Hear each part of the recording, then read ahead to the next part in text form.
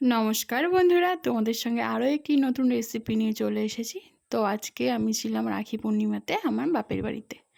তো ওখানে আমার বাপি এনেছিল ইলিশ মাছ, আর আমি যেহেতু ইলিশ মাছ খাই না তার জন্য কাতলা মাছ আর ওল। তো আজকে তোমাদের সঙ্গে শেয়ার করব একটা নতুন রেসিপি, পোস্ত ইলিশ। এখানে আমি পোস্ত ইলিশটাকে করার জন্য এখানে জাস্ট জিরে, কাঁচা লঙ্কা আর পোস্ত বেটে নিয়েছি। এখানে কিন্তু আমি সর্ষেটাকে দেইনি। এটা একটা নতুন ধরনের রান্না। আর এই পোস্ত ইলিশটা কে কে খেয়েছো, বাড়িতে করেছো, অবশ্যই কিন্তু কমেন্টে জানাবে। তো দেখো, আমি গেলে আমার মা সবসময়ের জন্য শিলনোড়াতেই বেটে আমাকে দেয় রান্না করার জন্য। আমি শিলনোড়ায় বাটা রান্না খেতে খুব ভালোবাসি। আর মায়েরা তো মায়েই হয়, সব সন্তানের যে কে কী কোনটা ভালো খায় সেটাই চাই। আমার মাও সেটাই চাই, আমি গেলে আমি কি পছন্দ করি সেইভাবেই করতে চাই। তো এই যে আমি মশলাটাকে কাঁচা মাছের সঙ্গে মাখিয়ে নিয়েছি।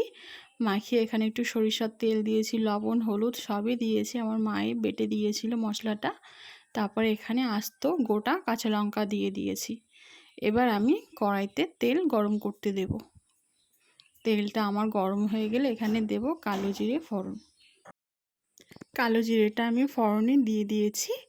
এবার মাখানো মাছটাকে আমি দিয়ে দেব, দিয়েই আমি জলটাকে দিয়ে দেবো। এটা কিন্তু কাঁচা ঝালই হবে, কাঁচা পোস্ত ইলিশই হবে। তো মশলাটা দেখলেই তো সর্ষের তেল দিয়ে মাখিয়ে রেখেছিলাম, আর অল্প একটু সর্ষের তেল গরম করে কালো জিরে ফোড়ন দিয়ে আমি মাছটা ছেড়ে দিয়ে এই যে জলটাকেও দিয়ে দিয়েছি।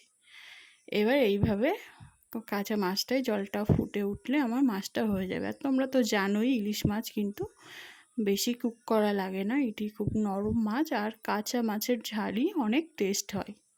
যারা খাও তারা অবশ্যই জানো ব্যাপারটা।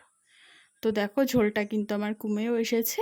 আমার এবার নামানোর আগে একটু কাঁচা সরিষার তেল দিয়ে আমি মাছের ঝোলটাকে নামিয়ে নেব। আমি আর একটু ঝোলটাকে কমাবো। দেখো, আমার কিন্তু মাছটাও কুক হয়ে গেছে, লঙ্কাটাও দেখো সেদ্ধ হয়ে গেছে, খুব বেশি ঝোল আমি দেইনি। তো এই দেখো, রেডি আমার পোস্ত ইলিশ। তো এরকম করে পোস্ত ইলিশ কে কে রান্না করো অবশ্যই কিন্তু কমেন্টে জানিও। আজকের রেসিপি হলো পোস্ত ইলিশ, তোমাদের সঙ্গে সবটা শেয়ার করলাম। আর পোস্ত ইলিশের সাথে করেছিলাম ওল দিয়ে কাতলা মাছের তরকারি। তারও ছোট্ট একটি ভিডিও তোমাদের সঙ্গে শেয়ার করব। দেখো, রেডি হয়ে গেছে কিন্তু আমার পোস্ত ইলিশ। কালারটা দেখেছো বন্ধুরা, কত সুন্দর এসেছে, খেতেও কিন্তু খুব সুন্দর হয়েছিল। তোমরা জানিও রান্নাটা কেমন হলো। আর এই যে ওল দিয়ে কাতলা মাছ, এর ফুল ভিডিও যদি তোমরা দেখতে চাও তো অবশ্যই দেখাবো। এখনকার মতো আমার এখানেই বিদায় নিচ্ছি। তোমরা সবাই ভালো থেকো, সুস্থ থেকো। আবার দেখা হবে পরবর্তী একটি ভিডিওতে। ধন্যবাদ বন্ধুরা।